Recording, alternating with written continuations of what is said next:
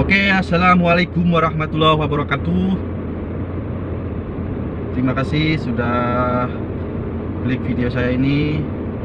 Selamat datang dan selamat melihat video saya. Kali ini saya membagikan video cara buka pasang link stabilizer ya di mobil Avanza.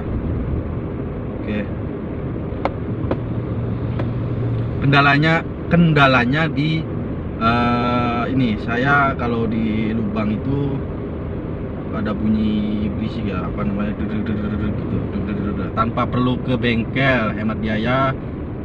Kita buka sendiri aja guys, kita lihat ya, tinggal beli barangnya aja. Oke, tanpa berlama-lama kita lihat videonya dan simak cara pasangnya ya. Oke.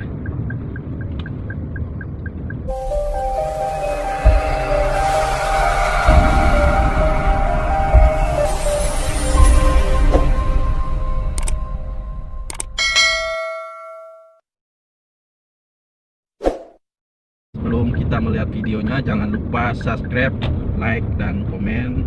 Bila ada kritik-kritik atau tips-tips yang lain atau bertanya, tapi yang penting ini subscribe-nya ya guys, agar saya makin berkembang dengan channel ini. Oke, terima kasih, selamat menyaksikan. Check it out.